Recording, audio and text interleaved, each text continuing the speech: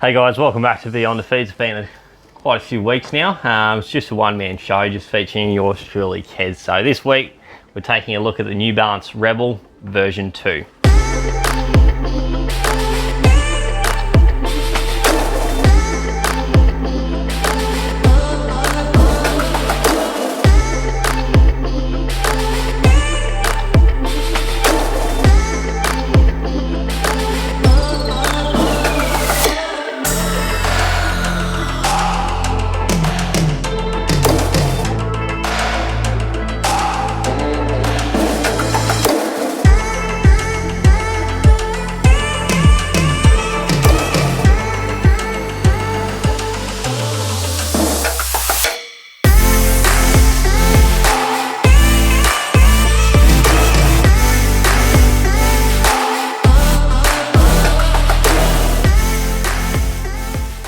This was kindly sent out to us by New Balance Australia, so massive thanks to them. It's one of the only shoes nowadays that actually comes with a holographic on the sides. We'll get some B-rolls of that up quite shortly. So looking at this shoe, has changed a lot since its initial release in the Rebel. It's probably one of the biggest changes I've seen in the last few years when it comes to new releases and models.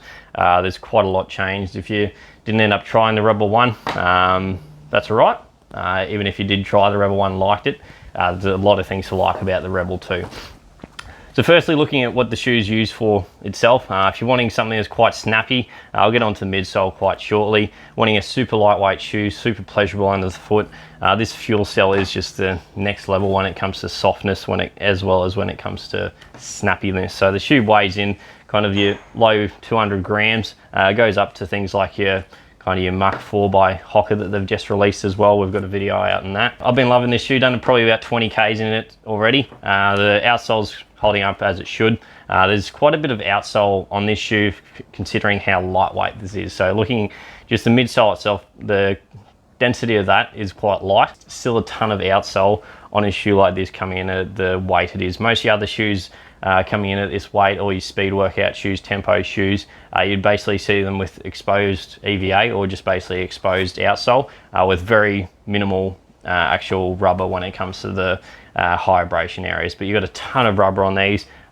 different densities rubber as well. You got your high abrasive rubber. I think they've used endurance when it comes to the carbon rubber in the landing zones, and a slightly bit stickier of a rubber just underneath your forefoot there. Aesthetically, shoes look so pleasurable on the foot. You would expect it to have a carbon plate in it, but it doesn't. Super flexy, but it is quite stable at the same time, which I found a bit weird. You still had quite a decent bit of guidance, even though this is quite a curved last shape. It does come around quite a lot, but I got quite a low arch myself, and it didn't actually irritate me too much. Still got a lot of guidance through the shoe, and I just ran with the stock standard inner sole that it comes with. Didn't need to chuck in an inner sole of my own.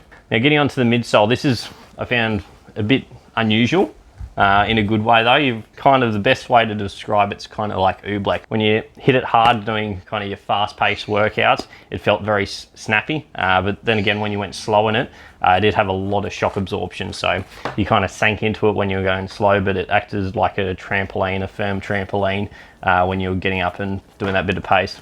Pretty sure this does run with a 6mm, could be wrong. So I found that the happy medium, it's not an 8mm, which is a slightly bit higher, or a 4mm that it does get a bit low, similar to your Kinvara, but this is that happy medium sitting at a 6mm, and with that fuel cell, I'm pretty sure it's the same density that they do use in their carbon plated shoes. So your RC Elite, your TC, as well as your your Competition Elite. So all those are a bit lighter, don't have as much rubber on the outsole. All brilliant shoes in their own right. Looking at this shoe, you probably would expect about 600 Ks out of it. I'd be interested to see how long the fuel cell does last as that pleasurable running midsole. As far as it goes from a start, it is probably one of the better midsoles I've ran in. It's very versatile as far as what it can do. If you are wanting something that does do kind of your fartleks, a few different workouts with different endurance or different speeds in them, this is a very, very versatile shoe as far as what it can handle.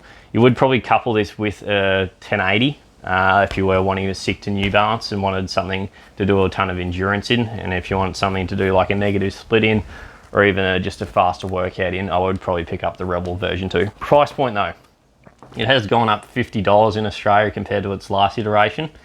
So it is a hefty price tag when it comes to something that doesn't have much of a carbon plate in it, or is just that lightweight daily trainer.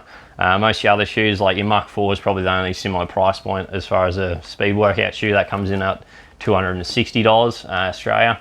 Whereas you got your things like your Kinvara at 200, even your Propel as well as your Beacon and your Prism, all sitting around that 180 mark. So it is another like $70 on top of the Propel or Prism or Beacon that you do have to cash out. But I'd probably say it is worth it, just for the fuel cell that they are using in this. Plus it is pretty durable as far as a tempo or speed workout shoe goes. Now going on to the fit of the upper, it's basically a single layered mesh, so that it's very, very breathable.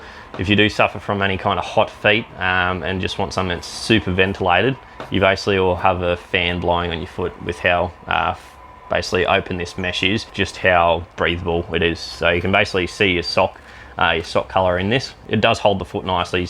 Still your bit more embroidery or kind of your New Balance logo for a functional logo, gets that snug midfoot lockdown.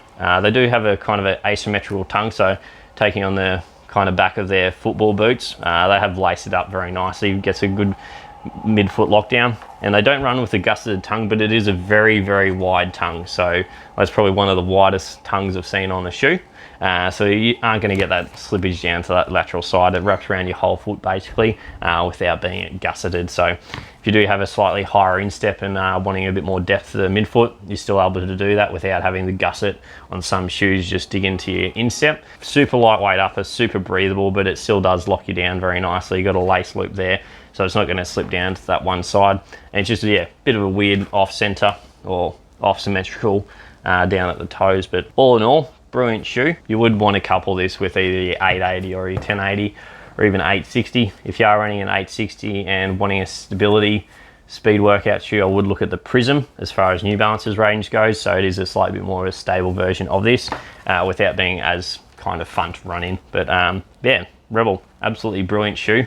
You got the marshmallowy softness that Hoka markets in a very speed workout shoe, and it is, yeah, you sink into it nicely going slow, or if you're doing a slightly less of a speed workout or just recovering in a speed workout. But when you pick up that pace, you get a very nice snappy feel. Well, it even does a backflip for you. So as far as the energetic shoe goes, this has a lot of rebound to it, and you feel like you're ticking over the legs very quickly with such an energetic and fun shoe to run in. So if you have considered picking this up, $250 in Australia, I would suggest doing so. If you have been umming and ahhing and tossing up between this and the Mach 4, both brilliant shoes, but as far as a lively running shoe goes, I would more so lean to the New Balance Rebel myself. So let us know if you want us to compare this to the Mach 4. Probably will have a video coming up on this shortly, since they're both brilliant shoes for a very similar runner, similar kind of workout as well. Let us know, but we should have a video up in that in the next couple of weeks, and I'll probably compare this to a few of your other New Balance shoes if you are tossing and turning, depending which one of those to buy. Let me know in the comments, and I'll try and get a video up within the next week or so. So give us one of those ones, hit the sub button and all that jazz, and we'll see you in another video.